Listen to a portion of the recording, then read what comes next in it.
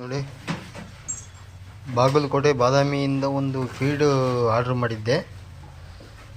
ಈ ಥರ ಇದೆ ಫೀಡು. ಇದು 2,000 ರೂಪಾಯಿ ತಗೊಂಡ್ರು. 50 kg ಇದೆ ಇದು ಬ್ಯಾಗು. ಇದರಲ್ಲಿ ಸೋಯಾಬೀನ್ ಇದೆ, ಗೋಧಿ ಇದೆ, ಅರಿಶಿನ, ಉಪ್ಪು ಮತ್ತು ಏನೇನೋ ಹಾಕಿದ್ದಾರೆ. ಮತ್ತು ಕಾಕಿ ಜೋಳ ಮೇಯ್ನು. ಹಿಂಡಿ ಒಂದು ಮಿಕ್ಸ್ ಇಲ್ಲ. ಚೆನ್ನಾಗಿದೆ ಫೀಡು. ನೋಡೋಣ, ಮರಿ ಇವತ್ತಿಂದ ಹಾಕ್ತಾಯಿದ್ದೀನಿ ಫೀಡ್. ಇದನ್ನು ನೋಡೋಣ ಮರಿ ಎಷ್ಟು ಗ್ರೋತ್ ಬರ್ತವೆ ಅನ್ನೋದು ಗೊತ್ತಾಗುತ್ತೆ. ಒಂದು ಮರಿಗಳು ಹಿಂಗಿದ್ದಾವೆ. ಮರಿ ಅವತ್ತಿಗೂ ಇವತ್ತಿಗೂ ಸ್ವಲ್ಪ ಚೇಂಜ್ ಇದ್ದಾವೆ ಗೈಸ್. ಇವು ಹಂಗಾಗ್ಬಿಟ್ಟು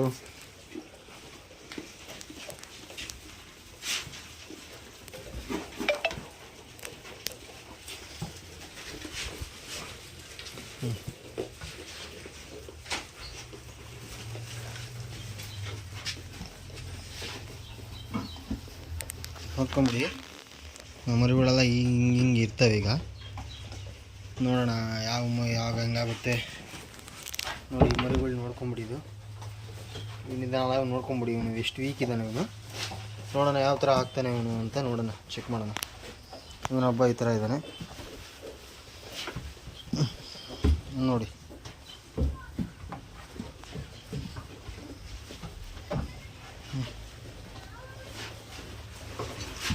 ಎಲ್ಲ ಹೆಂಗಾಗುತ್ತೆ ಏನೋ ಚೆಕ್ ಮಾಡ್ಕೊಂಬಿಡೋಣ.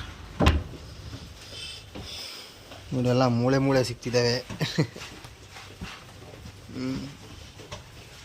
ಏನು ಮಾಡೋದು, ಮೇಂಟೈನ್ ಮಾಡೋಕ್ಕಾಗ್ತಿಲ್ಲ. ನಮ್ಮದು ಅಡಿಕೆ ಸುಗ್ಗಿ ಬೇರೆ ಸ್ಟಾರ್ಟ್ ಆಗಿದೆ. ನೋಡೋಣ. ಅಂದರೆ ಅವಕ್ಕೇನು ಒಟ್ಟಿಗೆ ಹಂಗೆ ಕೊರತೆ ಮಾಡಿಲ್ಲ, ಮೇಂಟೆನೆನ್ಸ್ ಸ್ವಲ್ಪ ಕಮ್ಮಿ ಆಗಿದೆ ಅಷ್ಟೇ. ಚೂರು ನೋಡ್ಕೊಂಡಿಲ್ಲ, ಟೈಮ್ ಕೊಟ್ಟು ನಿಗಾ ನೋಡ್ಕೊಂಡಿಲ್ಲ.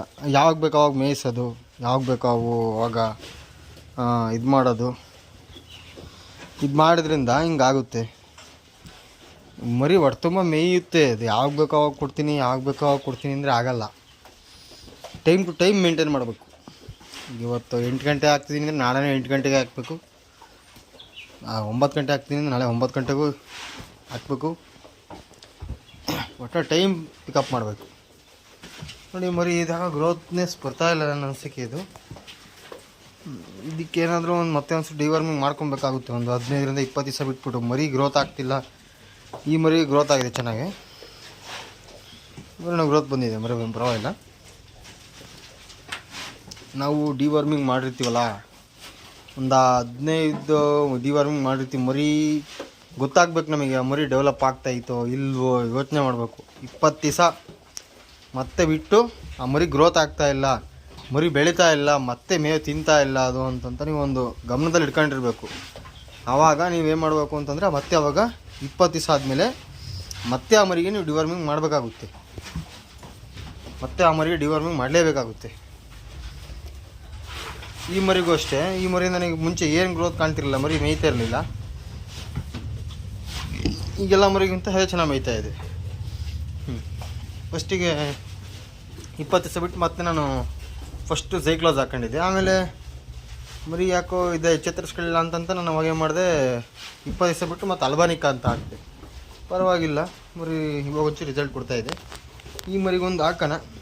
ನಾನು ಹಾಕಿಗೊಲೆ ಒಂದು 10 ದಿವಸ ಆಗಿದೆ ಡಿವರ್ಮಿಂಗ್ ಮಾಡಿಬಿಟ್ಟು. ನೋಡೋಣ, ಮರಿಗೆ ಹಾಕ್ಬಿಡೋಣ. ಈ ಮರಿಗೆ ಇನ್ನೊಂದು 2-3 ದಿವಸದಲ್ಲಿ ಹಾಕ್ಬಿಡೋದು. ಈ ಮರಿ ಗ್ರೋತ್ನೆಸ್ ಕಾಣ್ತಾ ಇದೆ ನಮಗೆ. ಈ ಮರಿ ಪರವಾಗಿಲ್ಲ. ಈ ಮರಿಯಿಂದನೇ ನಮಗೆ ಫಸ್ಟಿಗೆ ಹುಳ ಬಂದಿದ್ದು, ಜಂತುಳ ಅಷ್ಟು ಬಂದಿತ್ತು, ಕ್ಲಿಯರ್ ಆಯಿತು ಹೊಟ್ಟೆ ಒಳಗಿಂದ. ಈ ಮರಿ ಚೆನ್ನಾಗೈತೆ. ಈ ಮರಿ ನಮಗೆ ರಿಸಲ್ಟ್ ಕೊಡ್ತಿಲ್ಲ. ಮಾಡೋಣ, ಏನು ತೊಂದರೆ ಇಲ್ಲ, ಮಾಡೋಣ. ಇವಕ್ಕೆಲ್ಲ ಡಿವರ್ಮಿಂಗ್ ಮಾಡಿದ್ದೆ. ಒಂದು 10-15 ದಿವಸ ಆಯಿತು ಸಣ್ಣ ಮರಿಗಳೆಲ್ಲ. ಅದರಿಂದ ನಾವು ಜಾಸ್ತಿ ರಿಸ್ಕ್ ಇವಕ್ಕೆಲ್ಲ ಮೇಲೆ ಹಾಕೋಂಗಿಲ್ಲ. ಇನ್ನೊಂದು 15 ದಿವಸ 20 ದಿವಸ ಹೋದ್ಮೇಲೆ ಮತ್ತೆ ಹಾಕೊಂಬಿಡೋಣ. ಇವಕ್ಕೆ ಇದೊಂದು ಗಬ್ಬಾಗಿದೆ ಅಂತ ಹಾಕಿಲ್ಲ. ಇದು ಇದ್ದಾಳಲ್ಲ,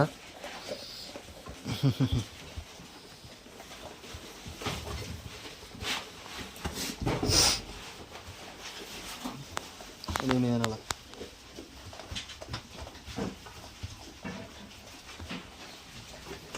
ಮಾಡೋಣ, ಎಲ್ಲದು ಟೈಮ್ ಆಗಲಿ. ವಿಡಿಯೋ ನೀವು ಹೆಚ್ಚು ಜನರಿಗೆ ಶೇರ್ ಮಾಡಿ.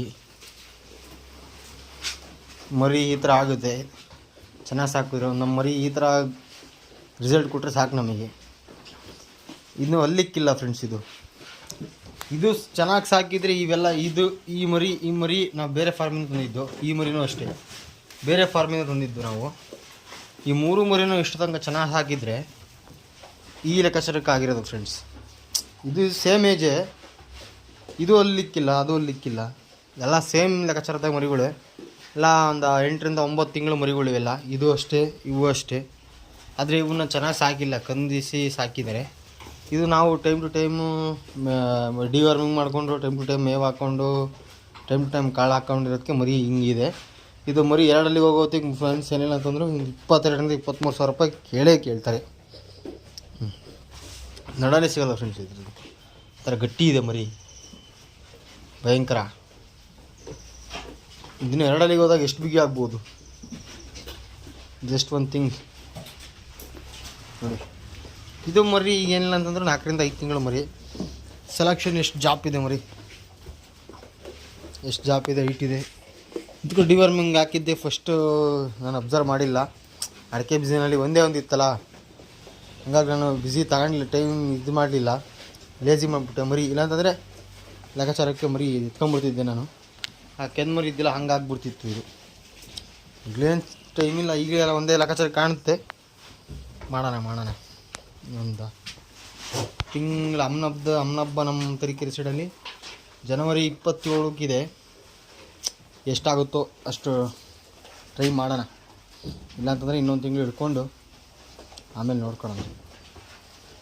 ಚೆನ್ನಾಗಿ ಸಾಕೋಣ ಮರಿ. ಇನ್ನೊಂದು ಸತಿ ಆದರೆ ಅದಷ್ಟು ಡಿವಾರ್ಮಿಂಗ್ ಮಾಡ್ಕೊಂಬಿಟ್ರೆ ಮರಿ ಮತ್ತೆ ಎತ್ತಿಸ್ಕೊಬೋದು. ಡಿವಾರ್ಮಿಂಗೇ ಮೇಯ್ನು. ಅಬ್ಸರ್ವ್ ಮಾಡ್ತಾ ಇರಬೇಕು ನೀವು. ಡಿವಾರ್ಮಿಂಗ್ ಮಾಡ್ತಾ ಇರಬೇಕು ನೀವು ಯಾವಾಗಲೂ. ಡಿವಾರ್ಮಿಂಗೇ ಮೇಯ್ನು. ಬೇಸ್ಮೆಂಟ್ ಇದ್ದಂಗೆ ನೀವು ಕುರಿ ಸಾಕಾಣಿಕೆ ಮಾಡಬೇಕಾದ್ರೆ ಅದು ಬೇಸ್ಮೆಂಟ್ ಇದ್ದಂಗೆ, ಅದು ನೀವು ನೋಡ್ಕೊಂಡ್ಲೇಬೇಕು. ಇಲ್ಲಾಂದರೆ ನಾವು ಹೆಂಗೆ ಸಾಕ್ತೀನಿ ಅಂದರೆ ಆಗಲ್ಲ. ಬರೀ ಕಾಳು ಹುಲ್ಲು ನೀರು ಇದರಿಂದನೇ ಮರಿ ಏರಲ್ಲ. ಡಿವಾರ್ಮಿಂಗೇ ಮೇಯ್ನು. ಇಲ್ಲಾಂದರೆ ಮರಿ ಕುಲ್ಟ್ ಬೀಳೋ ಚಾನ್ಸಸ್ ತುಂಬ ಇರುತ್ತೆ. ಕುಲ್ಟ್ ಬಿದ್ದರೆ ಮರಿಗಳು ನಿಮ್ಗೆ ಏನಿಲ್ಲ ಅಂತಂದ್ರೆ ನೀವು ತಂದಿರೋ ರೇಟಿಗಿಂತ ಒಳಗೆ ಬಂದುಬಿಡ್ತೀರ. ಕುರಿ ಸಾಕಾಣಿಕೆ ಲಾಸ್ ಆಗ್ತೈತೆ ನಿಮಗೆ. ಮತ್ತು ನೀವು ಮನೇಲಿ ತಂದೆ ತಾಯಿ ಎದುರು ಹಾಕೊಂಡು ಮಾಡಿರ್ತೀರ, ನಿಮ್ಮ ತಂದೆ ಬೇಡ ಅಂದಿರ್ತಾರೆ, ಇಲ್ಲ ನಾನು ಮಾಡಬೇಕು ಅಂತ ಒಂದು ಹುಮ್ಮಸ್ಸಿಂತ ಬಂದಿರ್ತೀರ ಈ ಫೀಲ್ಡ್ಗೆ. ಅವಾಗ ಏನಾಗುತ್ತೆ ಅಂದರೆ ನಿಮಗೆ ನಿಮ್ಮ ತಂದೆ ತಾಯಿ ಮುಂದೆನೇ ನಿಮಗೆ ಮರ್ಯಾದೆ ಇಲ್ದಂಗೆ ಆಗ್ಬಿಡುತ್ತೆ. ಆ ಥರ ಆಗಬಾರ್ದು ಅಂತಂದರೆ ಈ ಥರ ನಮ್ಮ ಚಾನಲ್ನ ನೋಡಿ. ನಾನು ಆದಷ್ಟು ನಿಮ್ಮ ಹತ್ರ ಗೊತ್ತಿರೋ ಅಷ್ಟು ಹೇಳ್ಕೊತೀನಿ, ನಿಮಗೆ ಗೊತ್ತಿರೋ ಅಷ್ಟು ನಮಗೆ ಹೇಳ್ರಿ, ತಿಳ್ಕೊತೀನಿ.